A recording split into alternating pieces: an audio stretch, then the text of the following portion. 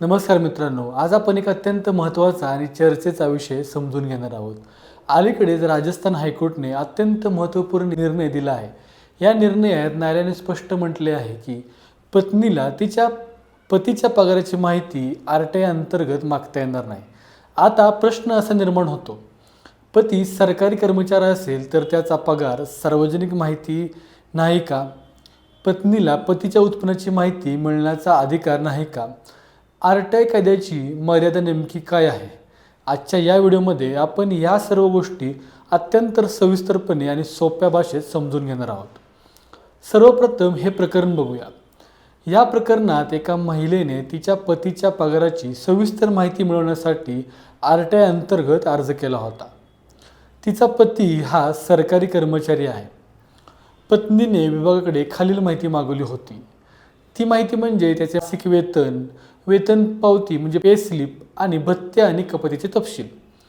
परंतु संबंधित सरकारी विभागाने ही माहिती देण्यास नकार दिला आणि ही माहिती न देण्याचे कारण त्यांनी सांगितले की ही माहिती वैयक्तिक माहिती म्हणजे पर्सनल इन्फॉर्मेशन आहे आणि ती आरटीआय अंतर्गत देणे शक्य नाही. यानंतर त्या पत्नीने हा निर्णय उच्च न्यायालयात आव्हानित केला व तशी याचिका दाखल केली. आता यानंतर न्यायालयापुढे काही मुख्य प्रश्न आले. न्यायालयासमोर 3 महत्त्वाचे प्रश्न होते. पतीच्या पगाराची माहिती सार्वजनिक स्वरूपाची आहे का? पत्नीला आरटीआय कायद्यानुसार ही माहिती मिळू शकते का? ही माहिती थर्ड पार्टी पर्सनल इन्फॉर्मेशन म्हणून गणली जाईल का? यावर न्यायालयाने सुनावणी घेऊन महत्त्वपूर्ण निर्णय दिला. राजस्थान हायकोर्टाने यामध्ये स्पष्टपणे नमूद केले, पतीच्या वेतनाचे तपशील हे वैयक्तिक स्वरूपाचे आहेत. ही माहिती कर्मचारी आणि संबंधित सरकारी विभाग यांच्यातील ही बाब आहे. जोपर्यंत पब्लिक इंटरेस्ट म्हणजे लोकहित सिद्ध होत नाही तोपर्यंत ही माहिती उघड केली जाऊ शकत नाही. न्यायालयाने सांगितले की आरटीआय कायद्याचा उद्देश पारदर्शकता वाढवणे आहे, परंतु त्याचवेळी व्यक्तीची गोपनीयता जपणे हे देखील तितकंच महत्त्वाचं आहे. या निर्णयात सुप्रीम कोर्ट ऑफ इंडियाच्या पूर्वीच्या निकालाचा संदर्भसुद्धा राजस्थान हायकोर्टाने दिला. यापूर्वीसुद्धा सुप्रीम कोर्टाने स्पष्ट केले आहे की सेवा नोंदी, वेतन तपशील, गोपनीय अहवाल किंवा पदोन्नतीची जी काही माहिती असेल या सर्व गोष्टी वैयक्तिक माहितीच्या श्रेणीत येतात. म्हणजे या गोष्टी पर्सनल इन्फॉर्मेशन्स असतात.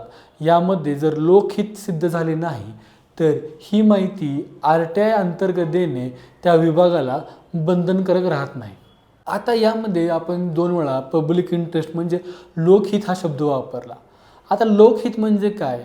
जर एखाद्या माहितीचा खुलासा केल्याने भ्रष्टाचार उघड होणार असेल किंवा ती माहिती सार्वजनिक स्वरूपाची असेल, सार्वजनिक निधीचा गैरवापर समोर येत असेल, तसेच समाजाच्या व्यापक हिताचे संरक्षण करणारी जर जी माहिती असेल तर ती माहिती लोकहितात येते. परंतु या प्रकरणात पत्नीने असे कोणतेही लोकहित सिद्ध केले नाही. हा एक वैयक्तिक कौटुंबिक वाद होता. म्हणून न्यायालयाने आरटीआय अंतर्गत ही माहिती देण्यास नकार दिलेला त्या विभागाचा निर्णय हा योग्य ठरवला. याचा अर्थ पत्नीला माहिती मिळणारच नाही का? तर मित्रांनो, असं होत नाही. हा निर्णय असा नाही की पत्नीला कधीच पतीच्या उत्पन्नाची माहिती मिळू शकत नाही. जर मेंटेनन्सचा दावा कोर्टात दाखल केला असेल, घटस्फोटाची प्रक्रिया सुरू असेल, फॅमिली कोर्ट म्हणजे कौटुंबिक न्यायालयात खटला चालू असेल तर अशा वेळी त्या न्यायालयाच्या माध्यमातून पतीच्या उत्पन्नाची माहिती मागवता येते. म्हणजेच योग्य न्यायालयीन प्रक्रियेतून माहिती मिळवता येते. परंतु आरटीआय हा त्यासाठी योग्य मार्ग नाही. आता या निर्णयाचे महत्त्व बघूया. हा निर्णय काही महत्त्वाच्या गोष्टी स्पष्ट करतो. आरटीआय कायद्याच्या काही मर्यादा आहेत. व्यक्तीच्या गोपनीयतेचे संरक्षण किती महत्त्वाचे आहे ह्या गोष्टी या निकालातून स्पष्ट होतात. सरकारी कर्मचारी असल्यामुळे त्याची सर्व माहिती सार्वजनिक होत नाही. आजच्या डिजिटल युगात डेटा प्रायव्हसी अत्यंत महत्त्वाची झालेली आहे. न्यायालयाने पारदर्शकता आणि गोपनीयता यामध्ये संतुलन राखले आहे. सोपे उदाहरण घ्यायचे म्हटले तर समजा तुमचा मित्र सरकारी नोकरीत आहे. तुम्हाला आरटीआय लावून त्याचा पगार विचारू शकता का? तर नाही, कारण ती त्याची वैयक्तिक माहिती आहे, त्याचप्रमाणे पत्नी देखील आर-टी-आय अंतर्गत पतीच्या पगाराची माहिती थेट मागू शकत नाही. ह्या निर्णयातून 3 गोष्टी स्पष्ट होतात. आर-टी-आय हा पारदर्शकतेचा कायदा आहे, वैयक्तिक तपासणीचा नाही. पती आणि पत्नी हे नाते जरी असले तरी वैयक्तिक माहिती आपोआप सार्वजनिक होत नाही. गोपनीयता हा या कायद्याचा मूलभूत सिद्धांत आहे. मित्रांनो, कोणताही आर-टी-आय दाखल करण्यापूर्वी विचार करा की ही माहिती लोकहितासाठी म्हणजे पब्लिक इंटरेस्टशी संबंधित आहे. ती वैयक्तिक गोपनीयतेचा भंग करणारे नाही. कायद्याचे अधिकार वापरताना त्याच्या मर्यादाही समजून घेणे तितकंच आवश्यक आहे.